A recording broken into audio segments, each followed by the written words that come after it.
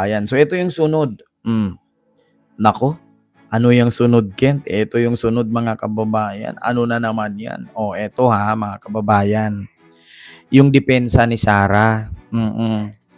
Si Attorney Mel Santamaria nagbigay ng reaksyon na yung una daw ng pag-hearing, mga kababayan, lahat halos na mga luminary, mga abogado, mga expert, lahat talaga nagsabi na panalo.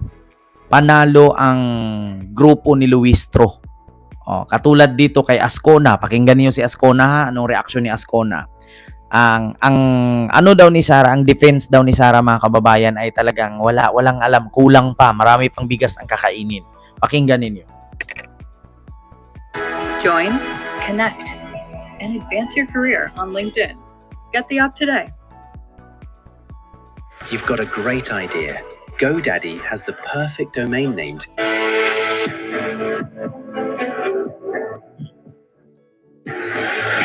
Naging pabor daw sa House Prosecution Team ang unang linggo ng impeachment trial ni VP Sara. Ipinakita raw kasi nila ang matibay na basehan sa umano'y grave threat ng pangalawang Pangulo. Hindi. Mahirap patunayang may criminal intent sa mga umano'y grave threat. Pero para kay retired Supreme Court Associate Justice Adolfo Ascuna, success ang prosekusyon sa unang linggo ng impeachment trial ni VP Sara. When the witness was asked by Senator Alan Peter Cayetano, what was your basis for assessing the seriousness of the threat? And the NBI agent said, our basis, sir, is the capability of the person making the threat to carry it out. One of the elements that go into the assessment of whether or not there is criminal intent. And I think that was a very good... Kasi ganito po kasi yun, mga kababayan. Ma'am Emily Sarmiento, hello po. Ganito po kasi, mga kababayan. Yun kasing tanong ni Cayetano, nilinlang po nila yung mga DDS. Alam naman po natin, mga kababayan, yung mga DDS, mga bobo po yan. Oo. Ang sabi ni Cayetano, ito bang ginawa ni Sara ay conditional threat? So ganito po yan, mga kababayan. Gusto ko pong i-explain ha, hindi po ako abogado. Pero kung magbasa ka, malalaman mo at makinig ka sa reaksyon ng mga abogado. Ang conditional threat, ito po yung example niyan. Hawak ko ang pamilya mo. Pag nagsumbong ka sa pulis, papatayin ko to. So ngayon, mga kababayan, yun bang yun ay krimen ba yun? Yes. So yun po ang tinatawag na conditional threat. Una, hawak na ng kriminal ang tatay mo. Ngayon, pag nagsumbong ka sa pulis, papatayin niya yung tatay mo. So doon pa lang, hawak na, krimen na yun eh. Hinawakan na ng kriminal, hostage na eh. Ngayon, nagbigay pa siya ng threat, panibago. Hinostage na yung tatay mo, nagbigay pa siya ulit ng threat. Pag nagsumbong ka sa pulis, papatayin ko to. In the end of the day, krimen pa rin yun. Katulad sa sinabi ni Sarah, huwag kang mag-alala, ma'am. May nakausap na ako. Pag ako namatay, patayin niya si BBM, si Lisa at si Martin.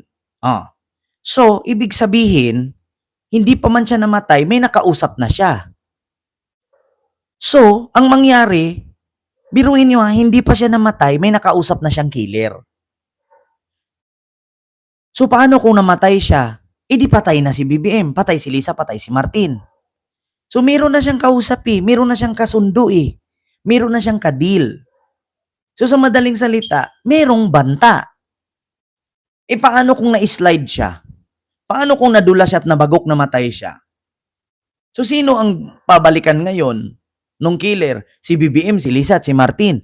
So, yun, krimen na yun. Bakit? May nakausap na siya. So, ganito pala. Halimbawa, minura-mura ko si Sarah. Tapos, alam ko sa buhay ko na ipapatay ako niyan. Kasi minura ko siya. Pero sabihin ko, wag ka mag-alala, ma'am. Bakit? Pag namatay ako, may nakausap naman akong killer, patayin niya rin si Sarah. So hindi ba threat kay Sarah yon? Threat pa rin yun kay Sarah. Bakit? Kasi naghanda na ako eh. So, ibig sabihin, pinaghandaan ko na napatayin si Sarah. Ganon ang kay BBM. Pinaghandaan na ni Sarah napatayin si Lisa, si Martin at si BBM. Oh. So, hindi pa siya namatay, may nakausap na siya. So, may threat na. Oh, yung sinabi ni Cayetano na this is a conditional threat, krimen pa rin yun, walang takas. Hindi porket sinabing conditional threat ay hindi krimen. Wala namang sinabi dong hindi krimen. Sa madaling salita, delaying tactic lang. Dinili-dili lang nila na kahit alam nilang krimen eh. Krimen na talaga. May nakausap na siyang killer eh. Paano kung na-slide si Sarah at nabagok? E di yung killer ang papatayin si Lisa, si Martin, si BBM. Di ba? O, kahit sabihin mong conditional threat yan, hindi ka papatay kung hindi ka mamatay, krimen pa rin yun. Pinagplanuhan mo na pala eh. Oh, continue. Good answer.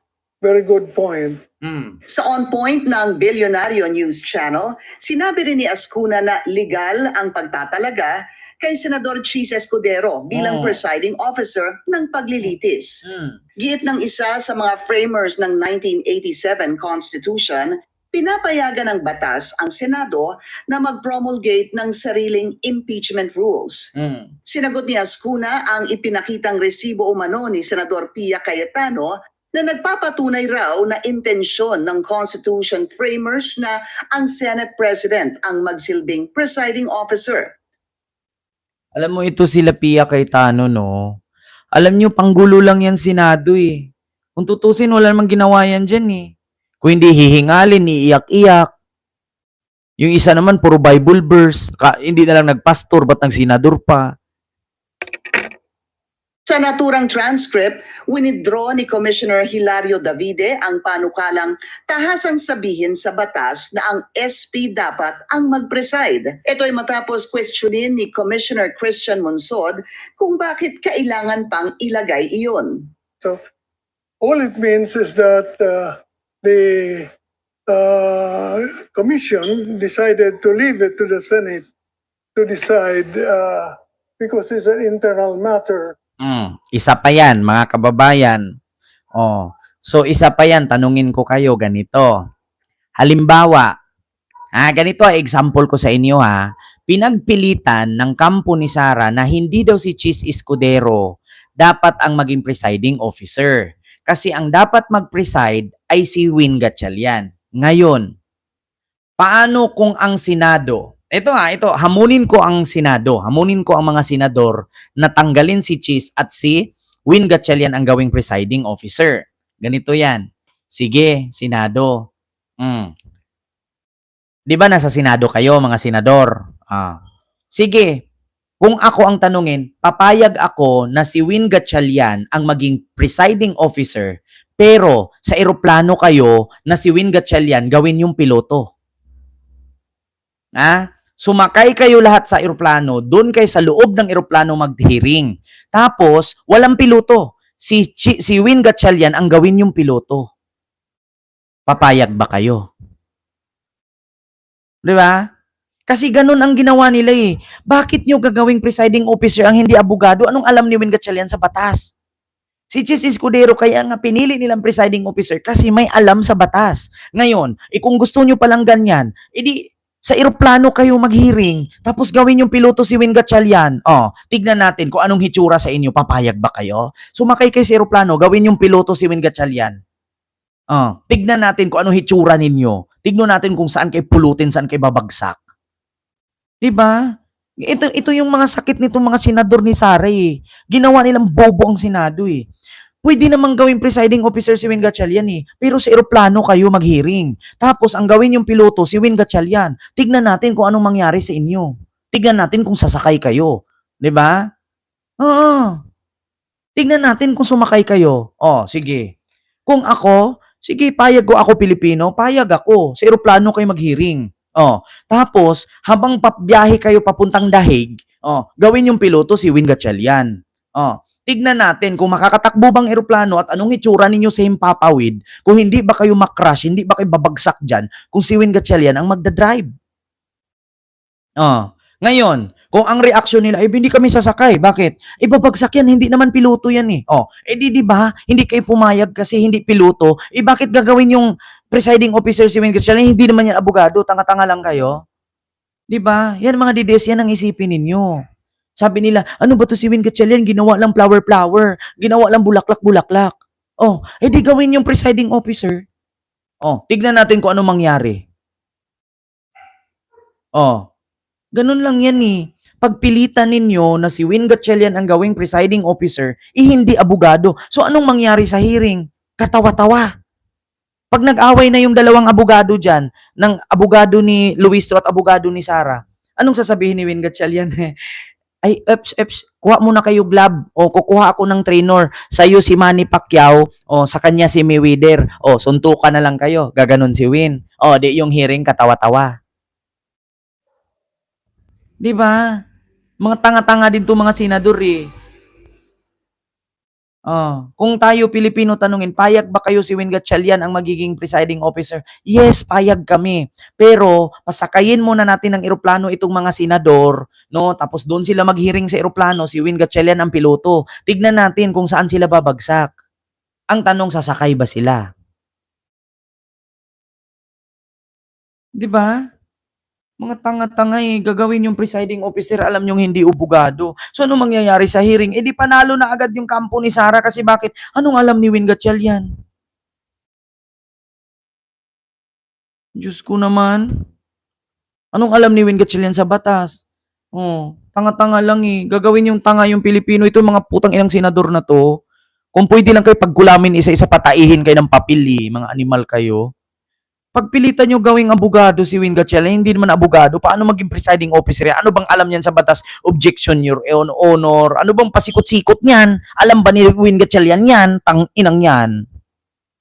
Anong alam ni Win Gatchalian sa objection, your honor? Anong alam ni Win Gatchalian sa, presiding officer, presiding judge, can you raise the objection, people of the Philippines Republic, Article 1, 2, 3. Anong alam?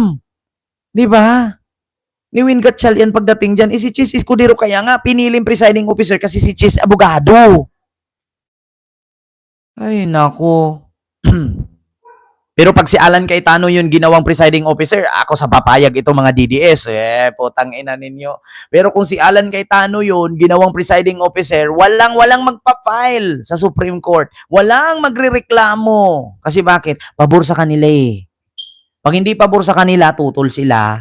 Ifa-file nila. Pag pabor sa kanila, putang ina, tahimik sila. Yeah?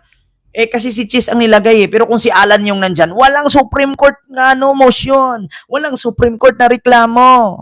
Ang ina nyo. Mga inutil kayo, mga hayop kayo.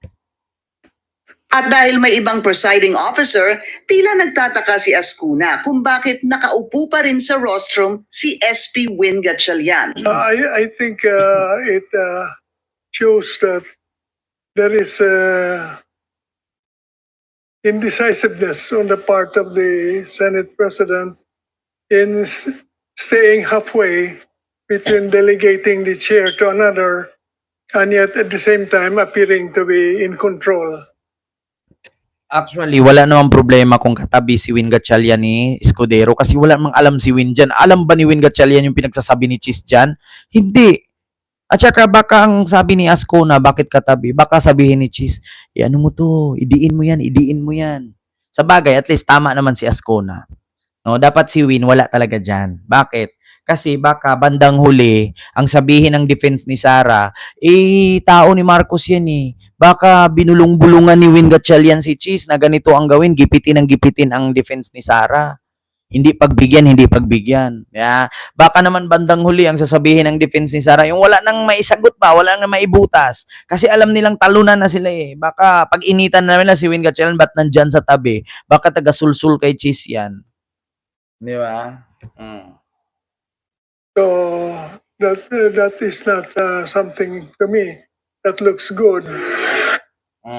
Di ba? Mga kababayan, ganun po yun. Ito pa yung isa, si Attorney Mil Santamaria. Ano yung reaksyon ni Attorney Mil Santamaria? Panalo daw ang prosecution, no? Talo daw ang depensa ni Sara. Pakinggan natin. If you need to lose that cortisol belly, do these 5 Tai Chi moves every morning. Iginiit ng isang law expert na sablay at walang tinamaang punto ang ginawang cross-examination ng depensa ni Vice President Sara Duterte kay NBI agent John Mark Calilong. May umarangkatang balita si J.M. Pineda. Yes, sir. You said that you were trained for 2 weeks? Kung ang defense team umano ni VP Sara Duterte ang Ulit lang nga mga kababayan. Kasi may tugtog eh. O, ulitin natin na may tugtog kasi mga kababayan, hindi ko alam saan ang galing yon. Na double play yata yon.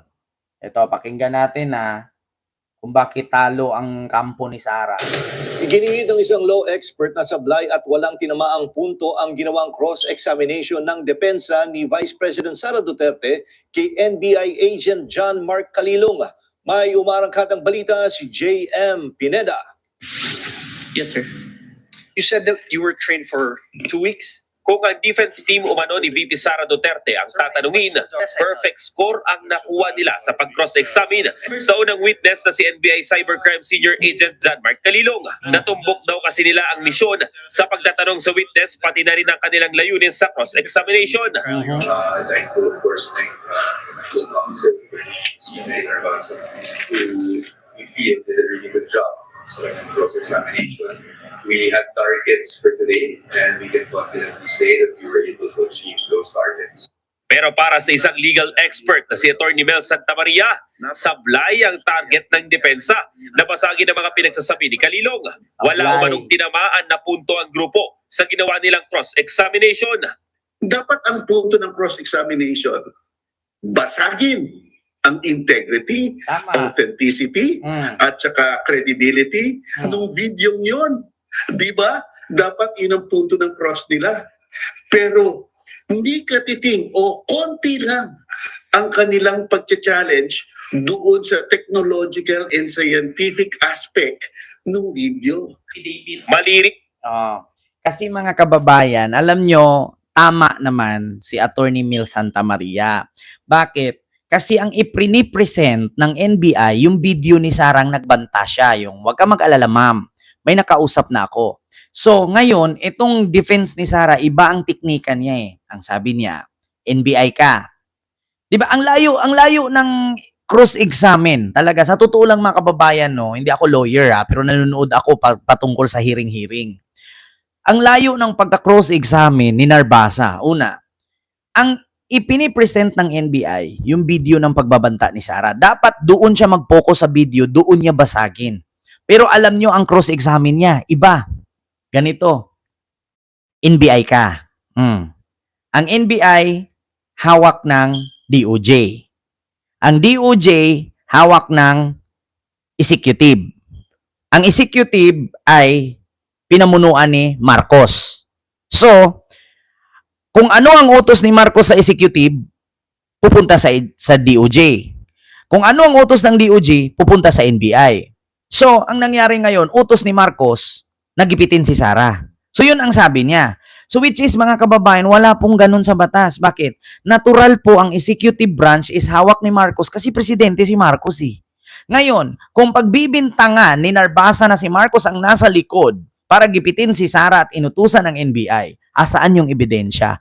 Babalik sa kanya. Babalik sa kanya.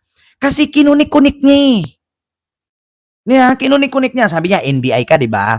Ang NBI under sa DOJ. Ang DOJ under sa Supreme Court. Ang Supreme Court under sa sa executive kay BBM. Sino ang presidente? Si BBM.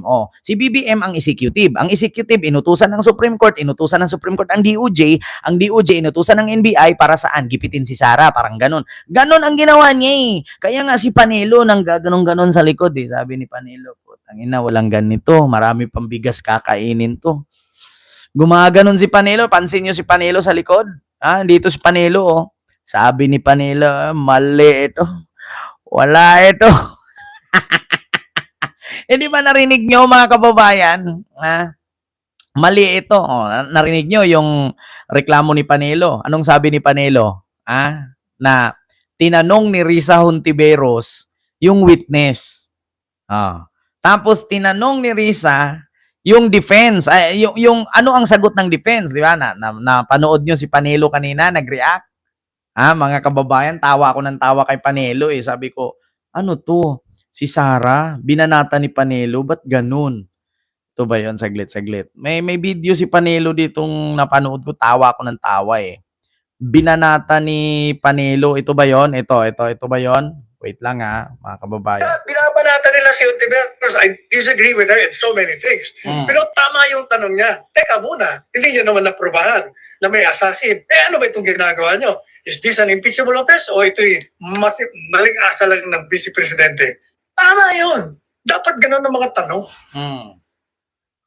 Did you expect that to come from Senator Risa Ontiveros? At nung narinig niyo po yung tanong na yon, na marami ang pumupuna sa kanya na sinasabing, that was too early, that was for her actually to decide as a senator judge upon her perusal of everything, when the time comes that she has to make a decision. Sa punto niyo po, katulad ng sinabi niyo, tama ang pagtayo niya at pagtanong ng tanong na yon. Yes, because I expect that to every senator with sensibilities, with common sense. Kung ikaw kasi judge, talagang dapat lahat ng tanong itanong mo na. Hindi pa pwedeng ilimita. Kasi precisely nga ang rules, yan, ginagamit lang yan para kunin mo katotohanan. Pero kung yung rules mo, ang sisira mismo sa paghanap mo ng katotohanan, palitan mo yan. In fact, I suggested to the Senate President when I was talking to him yesterday, mali ang rules ninyo, Mr. Senate President. You have to change that. Sabi niya, sige, oo nga, tingin ko rin nga, gano'n. Binabanata nila si Ontiveros. I disagree with her in so many things. Pero tama yung tanong niya. Teka muna, hindi niyo naman naprubahan na may assassin. Ano ba itong ginagawa niyo? Is this an impeachable offense o ito'y maling asa lang ng Vice Presidente? Diba? Tama naman ang tanong ni Risa. Wala kang naipakitang assassin. Wala kang ebidensya na may assassin. Pero bakit nasabi ni Sara? Di ba doon pa lang sa meron kang posisyon sa gobyerno eh. Di ba dapat pag may posisyon ka sa gobyerno, dapat hindi ka partisan, hindi ka balat sibuyas. So yung ginawa ni Sara pagmumura, impeachable na yun eh. Hindi lang naman sa may present ka na assassin, ebidensya na may nakausap siyang assassin. Doon pa lang sa pagmumura ni Sara na putang ina ninyong lahat. Impeachable na yun eh. Hindi po talaga maganda ang isang pangalawang pinakamakapangyarihan sa bansa ay nagmumura. Hindi maganda yun. Hindi maganda yun. Doon pa lang impeachable na yun eh. Saan ka nakakita? Sabi nga ni Jinky Luistro, saan ka nakakita? Kauna-unahan sa lahat ng naging Vice Presidente ng Pilipinas na ang Vice Presidente may kausap na assassin at ipapatay ang Presidente. Di ba? Oo. So ano to, gagawin na lang nating normal? Magkaroon tayo ng presidente noon na nagmumura, tapos ngayon magkaroon tayo ng Vice Presidente ngayong nagmumura pa rin? So ano to, normal ba tong ganito?